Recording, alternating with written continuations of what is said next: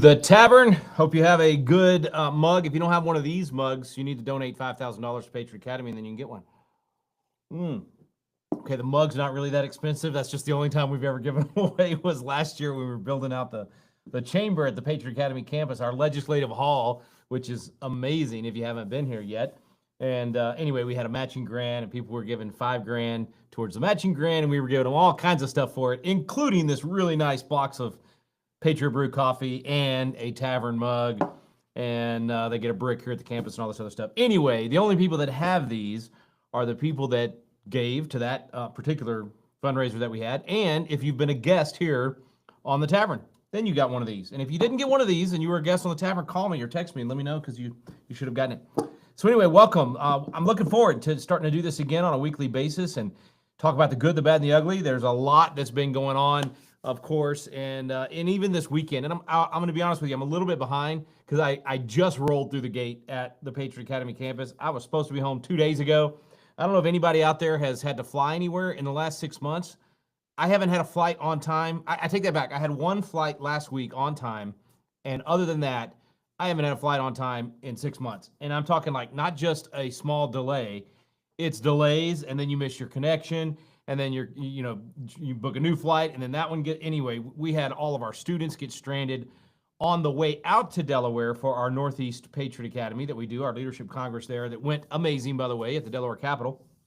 All the students got stranded on the way out there, and then on the way back, they got stranded again and had to stay an extra night, I think this time in Dallas, first time in Charlotte, and then I got stuck in Charlotte on the way back. I had to go from Delaware to Virginia for a meeting, and then drove over to Charlotte because my Roanoke, Virginia flight was canceled. It's just a zoo, man. And I was literally 48 hours delayed, stuck in Charlotte. So I did get a little bit of work done, but not enough. And I have not stayed up on all the headlines. So my good, the bad, and the ugly tonight is going to be limited, and I'm going to focus in one particular item that really is symbolic of a lot of what's been going on for the last 6 months, ever since President Trump was sworn into office. So we're going to spend some time on this Supreme Court decision regarding the Department of Education and whether or not the President of the United States can hire and fire employees at the federal level. Is he or is he not the chief executive? Is he or is he not the one referred to in Article 2 that says that he will faithfully execute the laws? Is he or is he not elected by the entire nation, unlike members of Congress or the Senate elected by their district or their state? Is he or is he not the only one elected by the entire country? And does that not give him more authority than some unelected federal judge, whether at the local level or at the appellate level or even these Supreme Court justices? So I'm actually very thankful that the Supreme Court decision was 6-3. Of course, the three crazy ladies. I think we need a really good nickname for them. I can't use the word that's coming to mind. It's an expression that deals with a bat and crazy, but that's kind of, they're out there, man. They're not just like wrong most of the time. They're out there, and even sometimes they get so far out there they disagree with each other. Like Ketanji Brown Jackson was so far out there that even Sotomayor took issue with some of the things that she had said. Anyway, those three, of course, think that the president should not be able to fire an employee of the federal government ever, because they believe in this, civil service idea that once you get a job with the federal government, you can never be fired. An absurd idea that came about based on an absurd, idea of trying to, be led by feelings instead of logic and what makes sense. That being, but somebody might get fired based on politics. Well, yeah, that's the way of the world. That is life. You should be able to hire and fire if people don't buy into your philosophy that you were elected to do in that particular agency or that particular field. And to the victor go the spoils. If you win the election, you ought to be able to hire and fire everybody that's under your authority in that particular area. And I've got so many friends that work in the bureaucracies and in elected office that disagree with me on this. I get it. You're worried about being fired if the other side wins an election and then you get fired because you're a Republican, or they get fired because they're a Democrat. You know what? So what? That's what elections are supposed to do, is give us the chance to bring in the people that we want and get rid of the people that we don't want, and get rid of the people that are undermining the very value system or the very agenda upon which we were elected. And so that's the case here in crystal clear terms. Is the President of the United States ran on a platform that included, among other things, getting rid of the Department of Education at the federal level. This duplicity that's unconstitutional. Every Republican president has said they would do it since Jimmy Carter invented this idea that the federal government should be involved in education. They shouldn't, never should have been. It's been an abject failure, total disaster, complete waste of money, never helped with education, only made education worse, and to this day, mucks up the works, creates all this bureaucracy and this entanglement. I mean, even 25 years ago when I was in the Texas legislature and we would talk about education issues, everybody talked about the fact that the federal money was only about 6% of the budget, but 50% of the red tape and the regulation. I had superintendents all over my district, school board members, teachers, principals, all over the district telling me the exact same thing. We get about 6 or 7% of our money from the feds, but yet we spend, all of our time dealing with all the regulations, and they give about 50% of the regulations. It's been a failure. And so every Republican president runs and says, I'm going to get rid of the Department of Education. Well, this is the first guy to actually take a step to do that. And think about what he did, or not what he did, but what McMahon did, as Secretary McMahon. She basically did exactly what a World Wrestling Federation person should do. She body slammed the entire Department of Education. She literally picked it up and did the thing, where you run against the ropes a couple of times and then you do a headlock and body slam. I mean, that's essentially what I envisioned. I wish I had a cartoon of the Department of Education being this blob, and McMahon at, what is she, 80? I don't know how old she is, but she did a good body slam. Anyway, Department of Education knocked down by like 1,500 employees. I mean, it's not, that many employees. You know how many, I think it's 1.5 million people a month lose their jobs and had to move and figure something else out. But everybody was whining and crying and snowflaking, and it was just embarrassing. And so they all sue, and this district judge decides that he or she, I don't even know who it was, that they know better than the President of the United States, and that their agenda matters more. In fact, I have to at least read you a couple of lines here, because this is critical to understanding why this is so wrong, what these courts trying to tell the president what they can do. So listen to the language here, okay? So let me put this back in context, okay? And I'm still on the good. We'll get to the bad and the ugly in just a minute. I usually start with the bad and the ugly and go to the good, because I want to end with the good. So I'll have to sandwich this with some good at the beginning, good at the end. This is, again, a lawsuit to stop the President of the United States from not even dismantling completely or wiping out the Department of Education, because that's going to have to be done through Congress, but basically executing the law for how the Department of Education does its job as he sees fit within the law that was written. That's what's constitutional about what he did. And so firing all these people that are really doing no good. I mean, firing all these people, retraining and retooling the Department of Education while waiting for Congress to hopefully bring a bill that will completely abolish it, 100% within the purview of the President of the United States to do such a thing. Same with the EPA or the Department of Agriculture or any of these other, I can't even call them useless agencies, because they're an albatross around the neck of the American economy and the American entrepreneur and the American businessman or fisherman or whoever it is that's subject to their latest regulations. But these agencies that don't do good, they mostly do bad because of how much they hurt the economy, because they're not a proper function of the federal government. They're too far from us. There's so many reasons. So the President of the United States is trying to wrangle that in and do it the right way. And this judge decides that the judge knows better. So here's what the judge said. And actually, I don't know if this is a guy or girl. It's Judge Mayong Joun. Joun of Massachusetts. Of course it's Massachusetts. Massachusetts used to give us a lot of good things. Shot heard around the world, Fenway Park and Big Poppy. I mean, they used to give us a lot of good things. Now it's just left-wing nonsense. Anyway, this district judge, so that's the lowest level. Think about this, lowest level federal judge. I forget how many. There's 500 or 600 of these local federal judges around the country. So he's one of like 500. This would be like one congressman out of 435 House members and 100 senators. So you got 535 members of Congress. This would be like one congressman saying, I'm going to decide for the whole country. No. We're not going to have to worry about passing a bill through Congress to where the majority of the country, based on all these people getting elected, makes the decision. I'm going to decide. In the same way, this one federal judge out of hundreds and hundreds of them decides he's going to decide for the whole country. Instead of, oh yeah, remember that third branch over there, the President of the United States, the executive, the chief executive? Okay, so this guy says, or gal, whatever it is, this judge says, For more than 150 years, the federal government has played a crucial role in education. That's not exactly accurate. What he's trying to move back on is little things that the federal government did, not through the Department of Education that exists since the 1970s, but other things. Like, let me give you a perfect example. It wouldn't be spending money or actually doing it, but having laws like the Northwest Ordinance that required that you teach religion, morality, and knowledge in the education system of any state that's a part of the union. Why? Because we knew if you just teach knowledge without morality and without religion, then it's actually dangerous, not good. So that's the types of things that the federal government would do, is those sorts of requirements. Anyway, what he's saying is, he says that since the department's creation in 1979, its, quote, role in education across the nation cannot be understated. Yeah, I would actually agree with that statement. It can't be understated how bad it's been. It can't be understated how destructive it's been, how terrible it's been, and why it needs to go. But anyway, he goes on to say, it's clear that the Trump administration's true intention is to effectively dismantle the department without first obtaining the required congressional approval. And so he goes on to say that you cannot, he says that the government needs to retain sufficient staff to continue fulfilling statutorily mandated functions, and has kept the personnel that are necessary for those tasks. So think about what he's doing. And then he orders the reinstatement of all these employees that the president and the Secretary of Education had fired.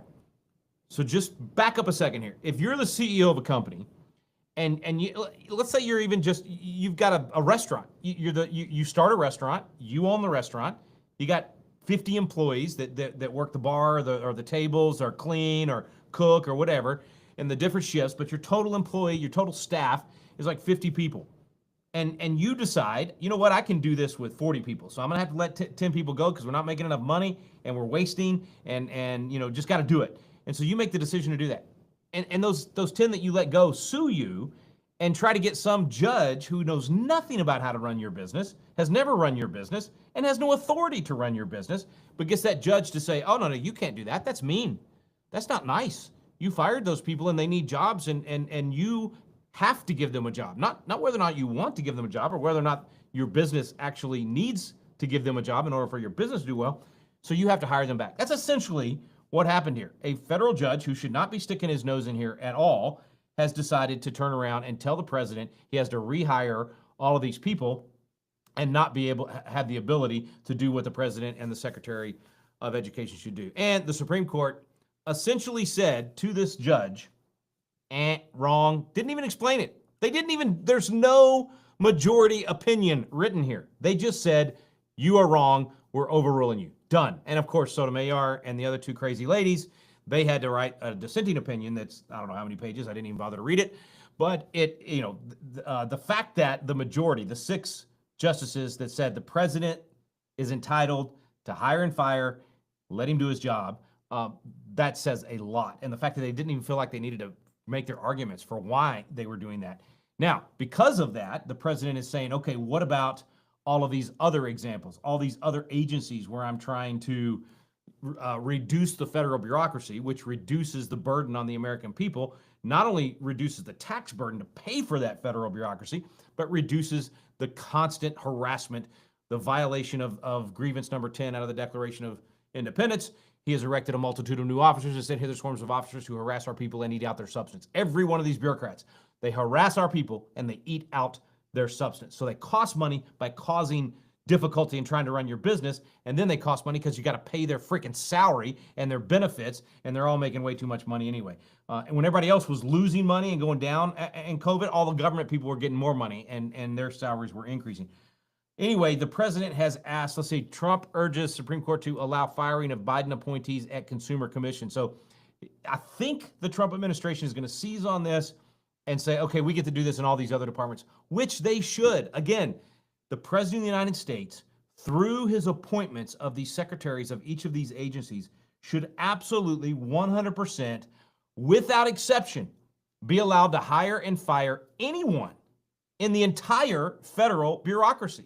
The idea that we're going to protect those employees from, quote, political retribution or whatever excuse you want to use is a fantasy. What it's done is it's created the exact nuisance that we all feel, and the frustration that every single one of us has felt. There's probably nobody watching this right now that has not experienced the U.S. Postal Service employee that treats you like you are a pain in their rear, and that just walking through the door to the post office, you can hear them sigh because they have to deal with another customer, right? That is what happens when you guarantee people their job and there's no responsibility on their part. You can't hire and fire. You can't increase and decrease pay based on merit because of all these ridiculous civil service laws. They're absurd, and they need to all go. That's not even the argument that Trump is making. That's the argument that I'm making, and it's what leads to these entitled, spoiled brats that are making a tremendous amount of money at the federal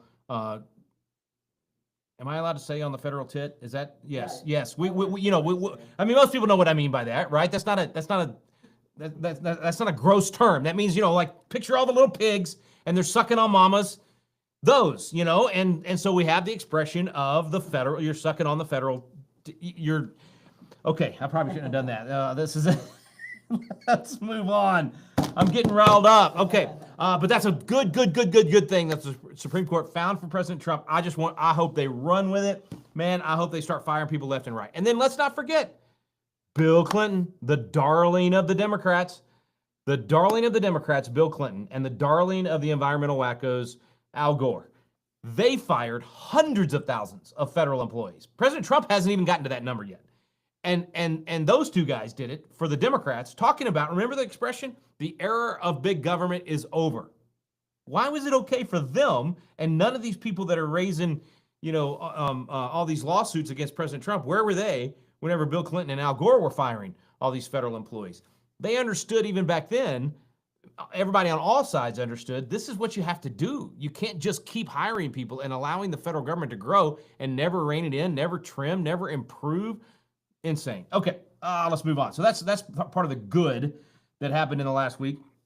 Some of the bad and particularly ugly. Let me just throw those two in together, and then we'll get to y'all's questions. If you got questions, by the way, put them in the chat.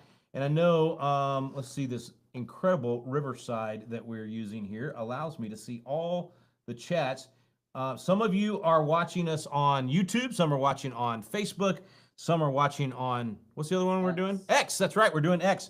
So whichever one you're watching on, put your questions or comments in the chat, and I'll try to get to as many of those as I possibly can in just a second. So I don't even want to talk about this because it's a no-win situation right now. Epstein. Okay.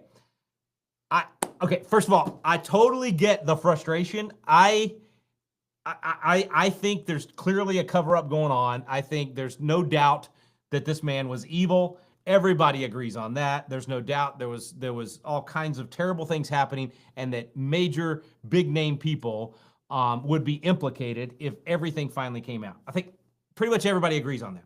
Now, I don't believe that Donald Trump would be implicated in some negative way. There's no doubt that he knew Epstein. There's pictures of them together. He probably flew on his plane. I don't know if there's proof of that or not. We know that a lot of other dignitaries did fly on his plane that didn't go to the island and most likely did not participate in all of these child sex trafficking and the evil things that they did. And so I don't think that's the reason why. And I know, everybody's kind of guessing as to why the files are not what everybody thought they were going to be and why everything's not getting released and why, now they're saying that he did kill himself. I don't know whether he killed himself or not. I don't know if we'll ever know that. That's not the big issue to me. The big issue to me is that there should be a prosecution of people on the client list and at least an attempt to put some of them in jail, and not just this Maxine Giselle or however she says her name. If she's in jail, that means bad things happen. Why is she the only one in jail? Where are the Johns? Where is the prosecution of the people that paid for this nefarious activity? So I totally agree that all that should happen. Now, I don't agree with throwing President Trump under the bus because not even 6 months. What is today? This is July would be, we're almost at 6 months. We'll be at 6 months next week, right? That'll be 6 months into the first year of a 4-year term. I don't think it's prudent or discerning or mature for us to throw President Trump and the administration under the bus 6 months into the administration. I don't mind people complaining. I don't mind people demanding that Pam Bondi release this or do that. I don't mind people saying, "Hey, Trump, why don't you fire Pam Bondi? She's not doing everything that she should do." I can live with that. What I can't understand, what makes no sense to me whatsoever, is people saying, "I wish I hadn't even voted for him." Really? Are people saying, "I'm no longer part of the MAGA movement"? Wait, now you don't want to make America great again? Like, now what are you going to do? Go join the Joe Biden reelection at 85 years old campaign? Are you going to go jump on board with Kamala Harris? I mean, it's just childish. It's absolutely immature. It's childish. It shows a lack of experience and just discernment. And you can tell I get heated about stuff. All right, and I sometimes respond emotionally. But I've been around this game long enough to know that big changes don't happen fast. And the number of big changes that we've gotten in just 6 months, in less than 180 days, is remarkable. It's been the best 6 months for the conservative movement in my lifetime. We've had more victories, moved the ball down the field in more areas and further down the field than ever in my entire life. And I would argue probably the entire life of anyone alive today. Ronald Reagan didn't come close to accomplishing in 8 years what Donald Trump has done in less than 6 months. He's already eclipsed everything he did in the first 4 years. The things that have been accomplished in the last 6 months earn the trust and the patience for the entire administration, not just for President Trump. And I'll say the same thing I said when we struck Iran. Same thing I said when President Trump did the tariffs. He's earned my trust. I trust the guy in the room. Doesn't mean forever, but 6 months? I mean, it does probably mean for at least the rest of this year. It means that I mean, already, I said when he did the tariffs, I was like, you know what? Economically, I don't think I agree with this to the extent that he's using it. But you know what? The guy knows how to negotiate better than anybody on the planet. Let's give him a shot. Let's see what he can do with these things. And it's been nothing short of miraculous what he's been able to do with the tariffs and the economic hit. I said 3 months ago, I said, we're not going to know for another year. It's going to take that long. It's going to be like the Reagan tax cuts of 81, where, for the longest time, the economy got worse and worse and worse, and everybody's trying to get Reagan to back off his tax cuts. And he said, no, I know what I'm talking about. He was trained before Keynesian economics came along. He had a degree in economics from Eureka College. He understood supply side economics and all those things, and he stuck to his guns. And it worked. And by 82, 83, we started coming out of it. And then in 84, it was morning in America again, and he got reelected in a landslide. So I said, I think with Trump, we're going to have to do the same thing with the tariffs. It's going to take a year. I was wrong. It's already paying off. We're already going to be at about $300 billion in tariff revenue by the end of the year. We've already, I think, overcome, it looks like, any of the negative impacts on the overall economy.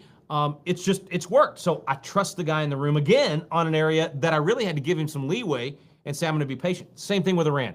I said, trust the guy in the room. I don't want to be in a long, drawn-out war. I don't want to be pulled into the Middle East, but I want to support Israel. I believe we are commanded to do so, even if, Tucker Carlson and others question that. I think it's absurdly silly to think that the people in Israel are not the children of Israel. To think that Jews today, who trace their lineage better than any race of people on the planet, would stand up and say, I'm a Jew, when everybody's always trying to kill the Jews and persecute the Jews. Like, of course, these are the people that the Bible refers to when it talks about supporting the children of Israel. I think not only the state of Israel, but Jews in general. But anyway, so despite the fact that Tucker and Candace Owens and others did not want this strike on Iran to happen because they don't want us, I think it's more out of a knee jerk to Ukraine and everything else, all the other wasteful entanglement in foreign controversies is the reason that a lot of people have turned on Israel from our side that shouldn't. But it's turning into anti-Semitism.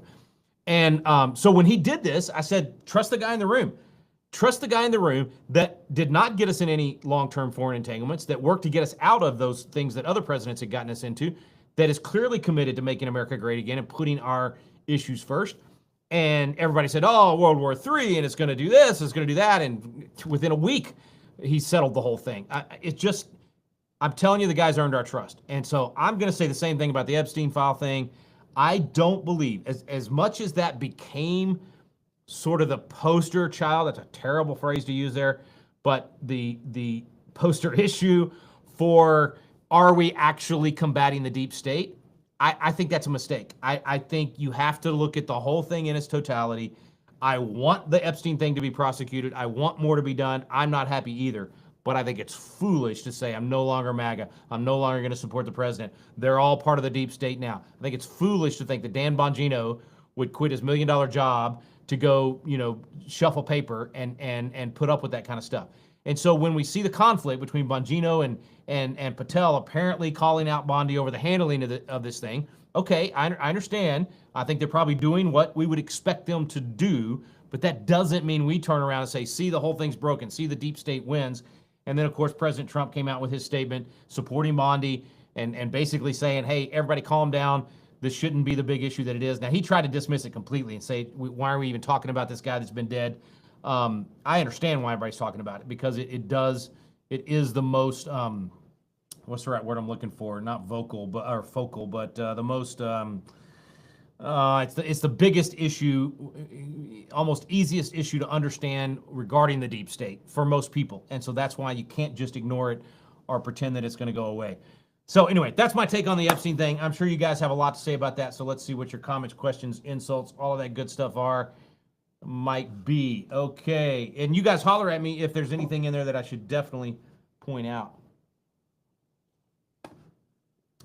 One of the comments on YouTube is asking, this is probably too complicated to answer simply, but why are there the same agencies at both federal and state levels? Yeah, that's a great question. Do you know who asked that, or is there a name we can share? The name is anonymous. Well, whoever asked, basically why there's, and they, I can't remember how you said they said it, but essentially why is there federal duplicity of state agencies? And the answer is because there are people on the tit. It's the grift, man. That's it. People are literally living off of the government. So when they create these agencies, what happens is that creates all these new jobs. So they're able to funnel all that money, your money, my money, to that agency, to those bureaucrats, and that becomes a voting block, and they turn around and take that money and they funnel it back into the districts back home, essentially to buy votes. They're not actually buying votes with, here's $100 now go vote for me. They're buying votes by buying favor, by acting like they brought a bunch of free money to the district or to the farmer or to whoever.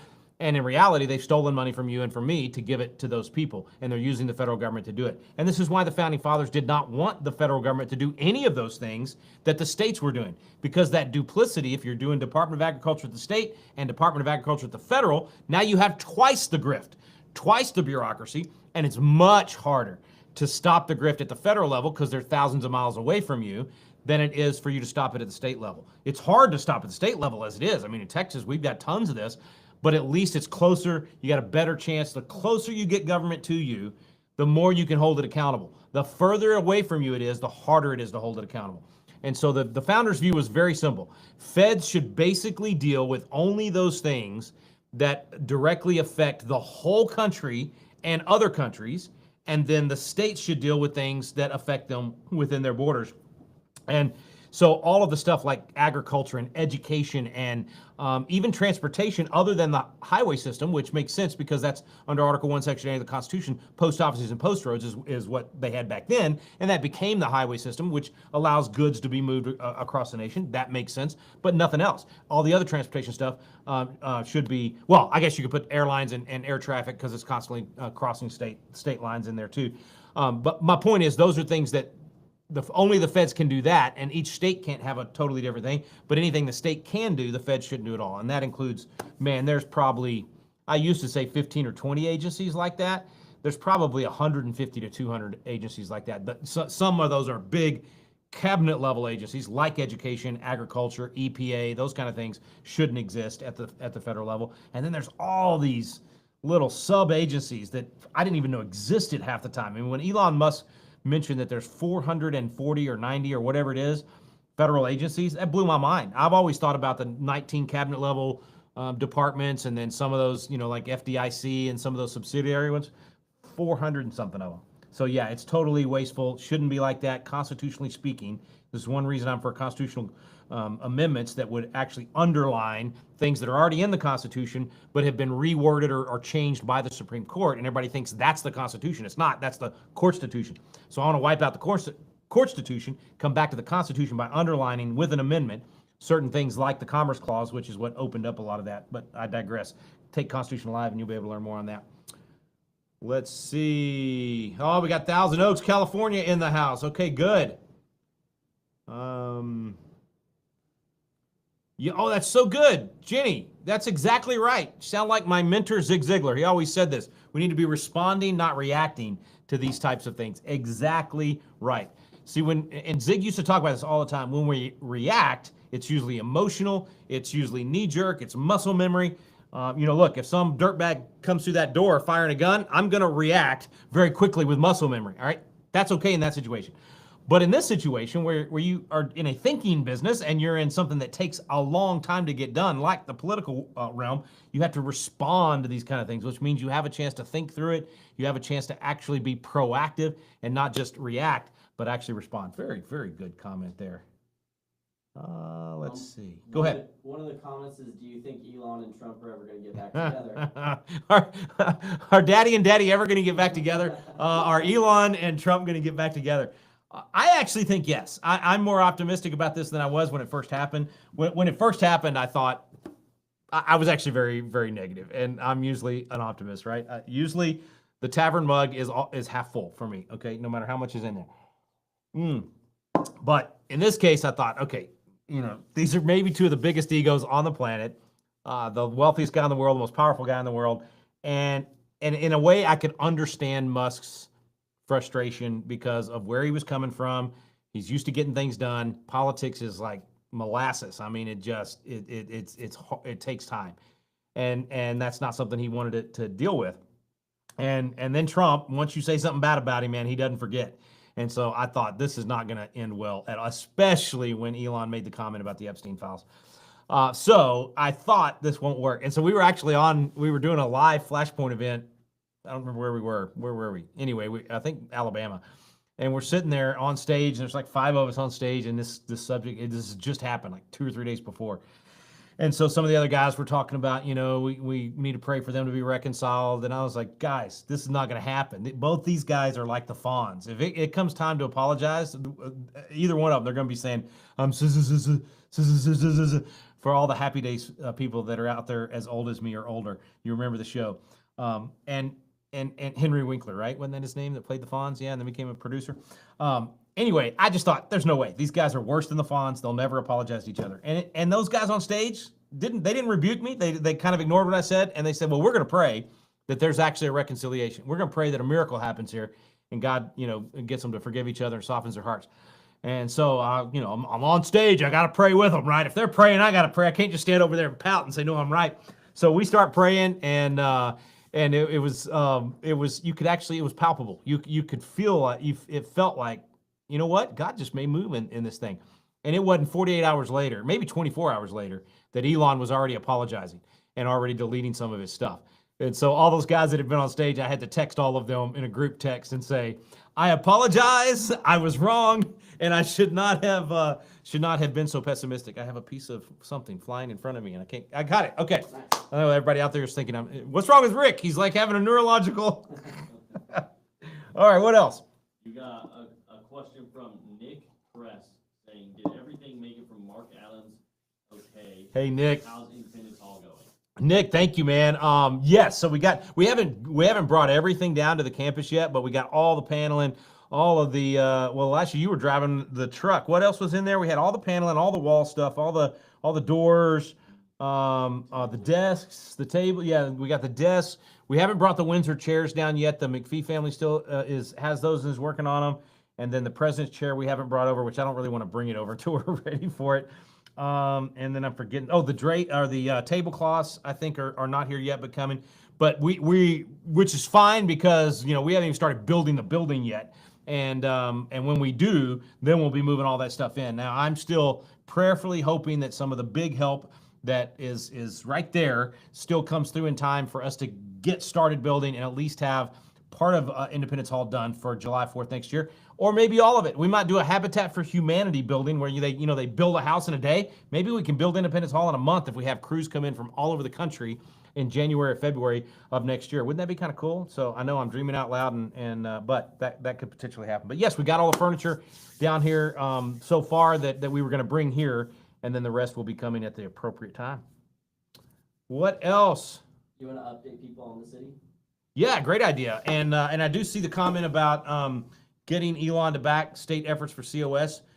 I completely agree with that. In fact, I've been thrilled to see, I'm trying to think now, who was it?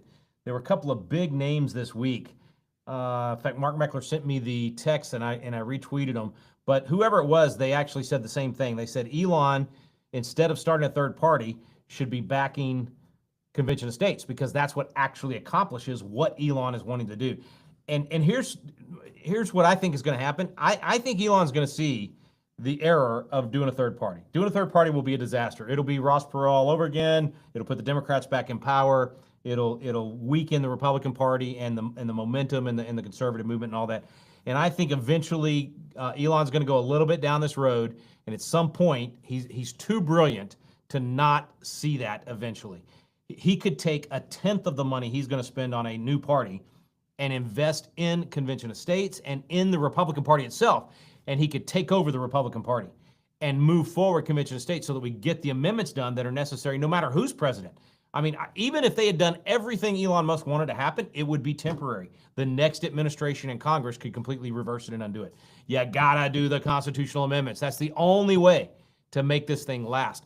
So yeah, totally agree, Gary, that Elon should back the state efforts on Convention of States and not do the third party thing. So let's all keep praying that Elon and President Trump somehow make up and we get everybody back on the same team. Oh yeah, you asked me to update everybody on the city. So Constitution City, Texas is on its way. Our process for that is that we have filed all the paperwork with our county judge here in Kendall County. I am meeting with him on Thursday if everybody wants to be in prayer for that. And we'll know by the end of that meeting whether or not he's going to support our efforts and sign the order. That's all that's left for the election to take place in November. And then once the election takes place in November, the people that are registered to vote here within Constitution City will vote to incorporate as a city and elect our new mayor and city council. And then we will be off to the races the next day on November 5th. And so I think the county judge will support us. We'll see. It's only a ministerial duty, which means the role under Texas law for the county judge is just simply to sign that order. It's not he doesn't get to decide whether or not we should become a city. He only gets to look and go, okay, yeah, you do have the number of inhabitants, you do have the right amount of square footage, and so you meet the statutory requirements, which we do, and we presented all that. So honestly, I think he'll be on board with us. And like I may or may not have announced before, but the legal counsel that we're using to do all of this has done this a dozen times all over Texas and been in situations where the county judge supported and in situations where the county judge did not, and was able always to get it to the ballot eventually. We just don't want to be slowed down, and I'm hoping that goes well. So everybody pray for that. And listen, pray for all of our county officials right now, because we're right in the middle of all this all this flood disaster stuff. And our county judge has done a great job of managing that emergency response, and so he's busy with all that. And just the fact that he's willing to meet with me in the middle of all this, I'm thankful for that, because unfortunately we had already put all this in motion. Literally the day of the floods, we were doing our Declaration of Independence and the whole beginning of the city, and it's just really it's unfortunate on one hand, it's fortunate on the other hand, because we have all these people here and we're able to help and go do some of the flood relief stuff. And we're going to be doing a lot more of that in the weeks and months ahead. If you've watched any of my reels or any of my live last week, I've been tried to be very cautious about when and where we go to help right now, because the county judges, our county commissioners, the sheriffs, the fire department chiefs, everybody has been very thankful for all the volunteer help, but they've said over and over again, it's too much. We're overwhelmed. You're getting in the way. Only go out if you have the basically stamp of approval of either that landowner where you're going to help, or the county sheriff or county fire chief. And so what we've done so far has either been with the sheriff's department or the fire department, or with the landowner themselves. And there's a couple of these camps that just got either wiped out or just completely battered, lost buildings, and those are the places we're probably going to spend our time. And then there'll probably be some individual homes that we go help rebuild. And so if you want to help with that, we've already had some wonderful help come in. We're spending a lot of money on diesel and gas and chainsaws, and we've got our skid steers and our excavator. And so thankfully we had some equipment here that we were able to deploy very quickly, but it costs money to keep that kind of stuff running, and even just repairs as you're in the middle of all those things. And so anybody that wants to donate, patriotacademy.com, there's a drop down menu, and make sure you choose the Hill Country Flood. And if you do that, then that 100% of that money is going to go to that effort. And so it might be going to diesel or gas or additional chainsaws or blades or whatever, but it's going to help. It's all going to go to gloves for people to wear, and meals as people are out there working and that sort of thing. So anyway, great way to help if you do want to help. And like I said on Flashpoint last week, listen, if you've got an organization that you know is already down here on the ground, boots on the ground, that you've worked with in the past, and you know that they're good stewards of your money, don't give to us instead of them. If they're already here, give to those people that you've got a relationship with and that you've done that with before. The only reason we actually opened up to receiving donations last week is because we were getting blown up, with text and emails and calls, a ton of them saying, who do we give to? Who do we give to? Who do we give to? And I just didn't, I wasn't comfortable saying give to this group or that group, because we haven't figured out, we're starting to figure out who's really making a difference, like who's actually directing that money in the best way possible. There's a ton of people that showed up and came in that, their heart's in the right place and they want to help, but they are actually in the way, to be blunt, to be honest. And then there's other groups that have done this all over the country and around the world. I think of Mercy Chefs and Samaritan's Purse and some of those groups. They know what they're doing, and they come in and they do a great job. And so we're figuring out who we can come alongside and where to direct that money. So if you want to give to us, I can promise you it'll be focused like a laser beam. It's not going to be shotgunned out there. It's going to be focused like a laser beam to make the most impact possible. And it very well may be that we end up doing a big chunk of our help and our efforts and our money to one particular camp or one particular home or whatever it is, so that it makes a big difference. And so the camp that we've been helping so far is La Junta. That is the one where all those boys got up in the rafters and they saved every one of their campers. They saved every one of the young men under their command. And we're talking 18, 19, 20-year-old counselors that managed to do that. That's the one where y'all have seen the house floating down the Guadalupe with all the lights on and people screaming inside. That was one of their houses. And God just, miraculously, that thing ended up getting lodged against a tree, and they were able to get out of there, and every single one of them survived. So they didn't have the tragedy that Camp Mystic did, which is right down from La Junta, but anyway, they definitely had massive damage. And so I think we're probably focused there, and that may change this week. In fact, it may change tomorrow.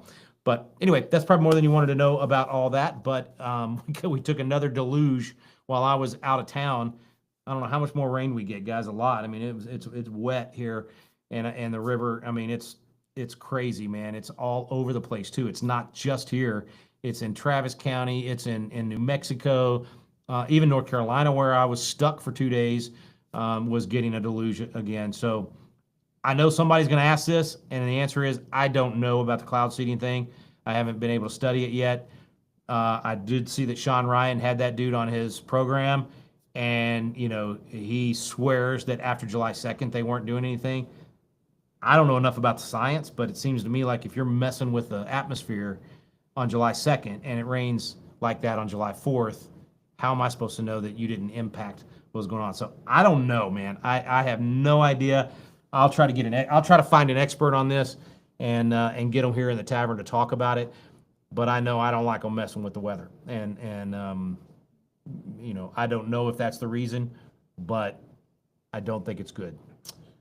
Okay, got 10 minutes before we're going into Rebuild Liberty. Is anything else? No other questions? I think we're good. Okay, so we got our week 3 tonight. So if you want to just jump right off of this live over to patriotacademy.com, click on Rebuilding Liberty, the national class. If you're not already registered, that's how you'll need to do this. If you're already registered, you've got an email in your inbox with your link for us to start the class here in about 14 minutes. And if you want to log in over there right now, we're always playing pre-videos, so you can watch a Chasing American Legends or whatever's playing tonight, I'm not sure. And then right at 14 minutes from right now, we will go live with people all over the nation for the Rebuild Liberty, third week of Rebuilding Liberty. And Tim Barton will be our special guest tonight. So he'll be doing most of the teaching in the video tonight. Some great new material that you probably have not seen yet. It's not in Biblical Citizenship or Constitutional Law or any of our other courses. And then after the video, then Tim will be on with me to take questions. So be ready to ask questions in that class. But you got to go to patriotacademy.com and register for the class if you want to join us here in just a few minutes. All right, you guys sure? No other questions in there that we want to try to hit? Looks like lots of comments, man. I love this. A lot of encouragement. Yeah, Chris, so many grifters posing, and it just sickens me when I see it. And to be blunt, there's also well-meaning people that just like to be in the drama. And that's all I'll say about that. Okay.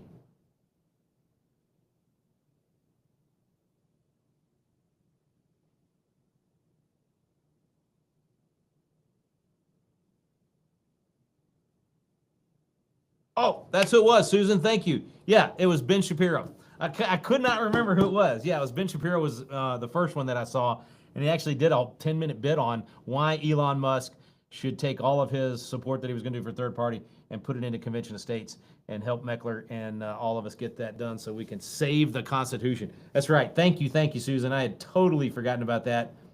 And then I think you're right. I think it was John Solomon from Just the News was one of the other ones.